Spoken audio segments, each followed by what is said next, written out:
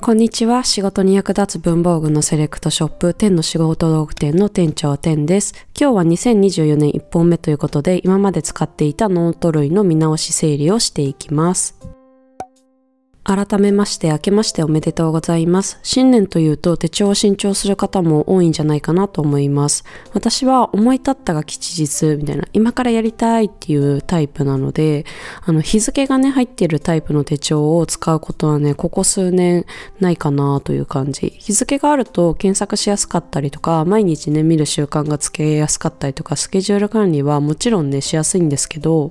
例えば今日何かを思いついてやるぞってやる気がねメラメラってある時に、日付があるとキリがいいからみたいな理由で先延ばしにしたりとか、逆に1日でもできなかったら萎えちゃうことが多いので、後から日付を書き込めるタイプとか、日付は関係ないノートを愛用することが多いです。でね、とりあえずこんな感じで今年の手帳会議をしたので、手帳会議の様子は動画の後編に、まずはね今年のメモ帳ノート手帳をざっくり紹介します。1冊目は仕事の手順や注意点がまとまったマニュアルノートを使っているのはロルバンフレキシブルの L サイズ。次は英語の勉強に使っている一緒にナンバーノートで英語サイズです。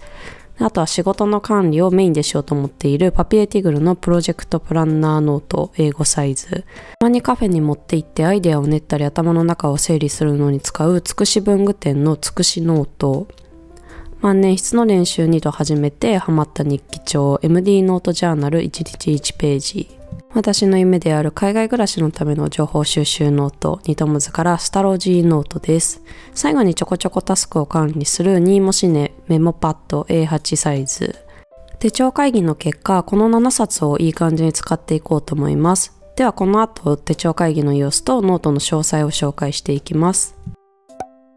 ところで私はここ 1,2 年で手帳会議というね言葉自体を知りました。今使っている手帳とかこれから使う手帳などをね整理することを指すのかな、そんな感じなんですけど、これまで私は使おうって決めたけど全然使い切れてないノートが、あるとか、あとは最近仕事のミスが多くて今の管理方法が合ってないかもみたいなちょっとしたねなんか日常の違和感とか、このノートやっぱり持ち歩かないとサボっちゃうな、いつも持ち歩いてるけど出先で使ったことないなみたいな悩み感想とか、都度ね異変に気づいた時にノートの微調整をすることが多かったです。でもね、せっかく手帳会議なんていい言葉と習慣が存在するならと思って、年始とかね折り返しの6月末に改めて手帳やノートを自分に合った使い方をするにはどうすればいいのか向き合う時間をね取ることにしました。今回はねまだ2回目で、やり方はね他の YouTuber さんをね見たりと模索していて、あんまり参考になるものじゃない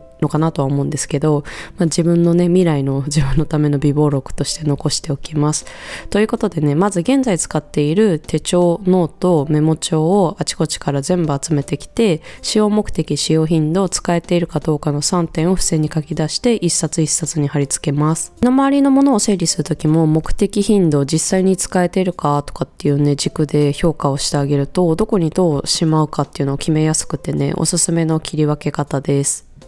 ちなみにこの便利なね付箋のポップアップディスペンサーはポストイットがね出している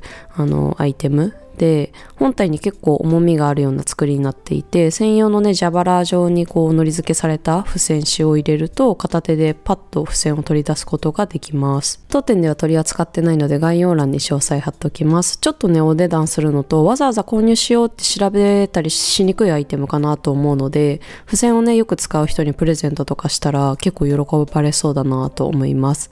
で、まだ動画のね尺が余っているので、ちょっとね雑談でも挟もうかなと思います。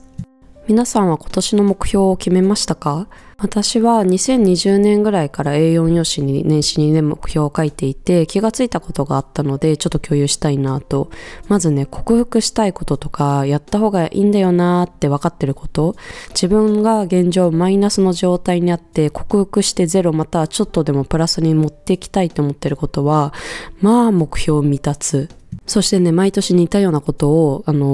目標としてね掲げがち。私の場合はね、歩く、本を読む、早起きをするとかね、毎年似たり寄ったりの言葉で目標にねじ込まれてます。ダイエットのために、健康のために、気持ちをリフレッシュするためにとかって、いろいろなね、モチベが上がりそうな目的をこう差し替えて歩くとかや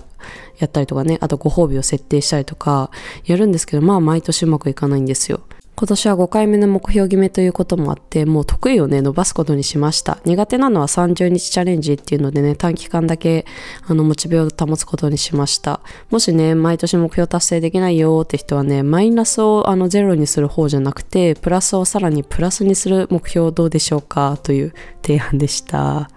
というわけで貼り終わったので、付箋に書いた内容も紹介していこうと思います。目的は英語の勉強、使用頻度は週2日、使えてる度合いは丸。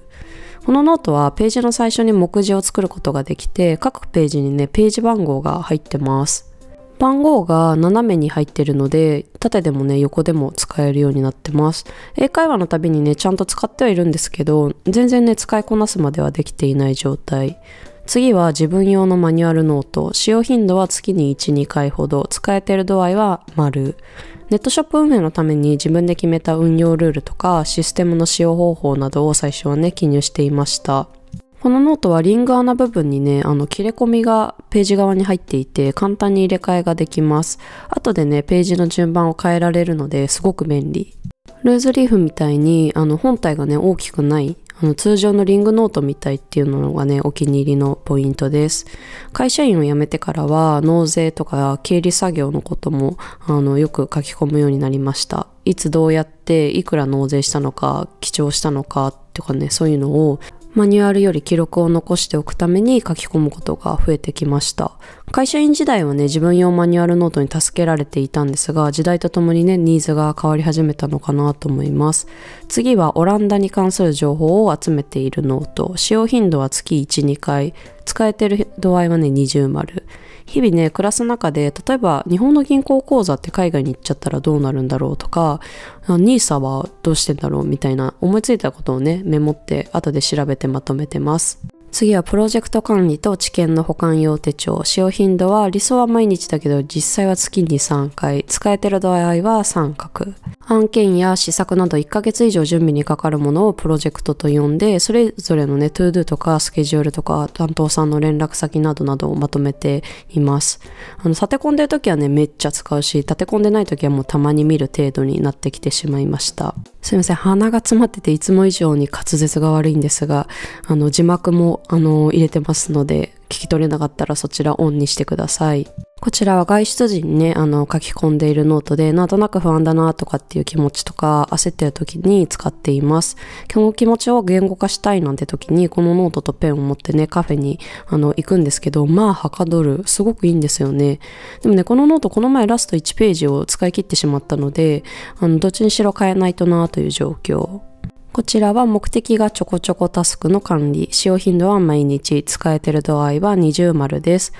常に持ち歩いてるトゥードゥーリストです。メモパッドでね、切り離せるのが快感で、やりきろうっていう気持ちにね、拍車がかかります。こちらもね、残りわずかなので、リピートするか、新しいメモ帳を探すか、ちょっと悩んでいます。意外とこのサイズのメモ帳ってないんですよね。少し大きくなっちゃうと、急にね、持ち歩きにくくなっちゃうので。次は万年筆の練習を目的に使っている日記帳。利用頻度は理想は毎日ですが、実際は2、3日に1回くらいになりつつある。それでもね、使えてる方なので20丸。かなり分厚くて、1年間365日分のページが用意されています。分厚いせいでね、開いた時にノート自体に段差ができちゃうっていうのがマイナス。書き心地とかノートの喉部分までしっかり開くところ、裏抜けしないところは気に入っています。で、やっと最後です。こちらはね、何でも帳。基本的には頭の中の整理に使っています。大きいので家用ですね。利用頻度は週に2から3。使えてる度合いは20丸。前まではコスパ重視で無印のね、落書き帳とか使ってたんですけど、紙質がね、好きすぎて戻れない。ということでね、意外と多かったんですが、これが日常的に使っているものたちです。では会議をしていきます。とりあえず想像よりね、冊数がかなり多かったので、まずは既存の手帳を続行、修正、やめるの3つに振り分けてみようと思います。でね、その後に今の手帳ではカバーできてない悩みとか、既存の手帳の悩みなども書き出してみようかなと思います。では、さっき手帳に貼った付箋を使って整理、続ける、修正、やめるに振り分けて貼っていきます。付箋に書き込んでいる時にね、なんとなく心が決まっていたこともあって、特にね、悩まずに振り分けることができました。画面越しに客観的に見るとね、統一感のない持ち物だなぁと、今度からは統一感も意識して買うようにしたいなと思いました。で、次に現在の手帳では解決できてない悩みとか不満、もっとこうしたらいいんじゃないかなとかのアイディアとかをね、書き込んでいきます。ノートパッドがね、広いので、上の振り分けを見ながら書けてスムーズです。ちなみに私の悩み事としては、案件とか機構などのね、締め切りがあるものはスケジュール管理が、もちろんね、できてはいるんですが、自分で発音した施策とか、そういうのがね、ガタガタ、なので、準備不足からのね、ミスも出てきちゃってるところもあるので改善したいなと思ってます。あとは英語の勉強ノート。こちらは確かにね、英会話の授業でちゃんと使ってはいるんですが、ただのね、メモと化していて、予習復習とかしにくいし、やる気も出ない。使いこなせてない感じも結構すごくて、もうちょい勉強とかノートにルールをね、決める必要があるなという感じ。で、マニュアルノートはさっきも言ったように記録を残していく使い方の方が目立ってきたので、ちょっとそれに最適化したいな。そんな感じの最近の違和感を書き込みつつ、こうしたらいいのかな、これが原因かな、みたいなのもちょっと書き込んでみました。ちなみにね、プライベートの手帳がないことに、個人的にちょっと焦りがあるんですけど、これ以上はね、管理しきれないのでちょっと諦めます。ということで、この情報をもとに一旦このまま継続するノート類はここで退場です。日記帳に To Do メモオランダの情報収集ノートはこのまま使い続けます。引き続きよろしくね。で、こちらのノートも役割としては継続していきたいんですけど、使い切ってしまったので新しいものを用意します。日頃ね、気になるノートなどを買ってはストックをしているので、こちらのね、福岡の小さな文房具屋さんで買った珍しいノートをね、おろしました。中は無地でクリーム色のね、帳簿用紙。書き心地も購入前にね、試してね、確認済みです。横向きで使いたいので、ブッククリップとかでね、固定して使う感じになりそうですね。基本的に外に持ち出して使う想定なので、ブックバンドはね、必須。サイズは今使っているのとね、ほぼほぼ一緒。一旦これを使って様子を見てみます。長い間ありがとう。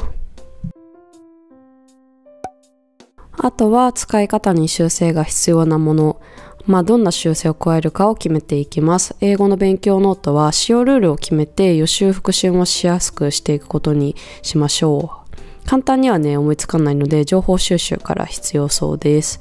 で、次はマニュアルノート。こちらも手順書というよりは記録になっているというね、現状があったと思います。現在はログ部分がね、端っこの小さいエリアですごい書き込みにくいので、そこをね、まず修正するのと、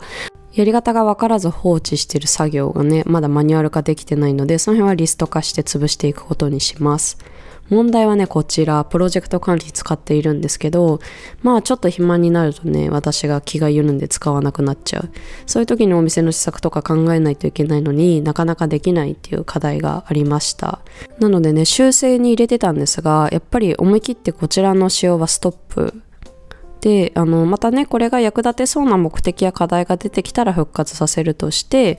いかにもね、プロジェクト管理っぽい手帳に変更しようと思います。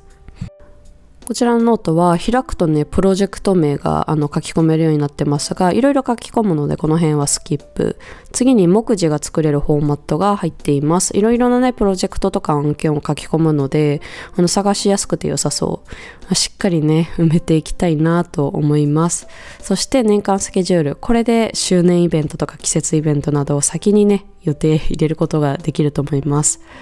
さらに次にガントチャートを作れるようになっています。締め切り日から逆算して予定を立てられます。これはね、何ページが入っているので、たくさんね、施策が考えられそうです。で、メインはこちらのノートトゥードゥメモが一体になったページ、見開き1ページで使えるようになっています。こちらのね、ノートは日本だと販売がないかもなので、プロジェクト管理ノートとかでね、検索すると似たようなフォーマットのノートを見つけることができるんじゃないかなと思います。気になる方いたら検索してみてください。はい、こんな感じでね、手帳会議2024年始終了しました。手帳を細分化すると、これ何用のノートだったっけとなりがちなので、私はよくね、忘れないように付箋にルールを書いて、表紙の内側に貼っておきます。ちょっとね、今回は撮影中にパパッと書いちゃったので、好みじゃないね、ピンクの色の付箋なんですけど、後でね、お気に入りのデザインに書いて、マステとかでね、固定します。もしね、同じ悩み持っている方いたら試してみてください。最後までご覧いただきありがとうございます。今年も文房具を使い倒して仕事、家事、育児、趣味など楽しみましょう。本年もどうぞよろしくお願いいたします。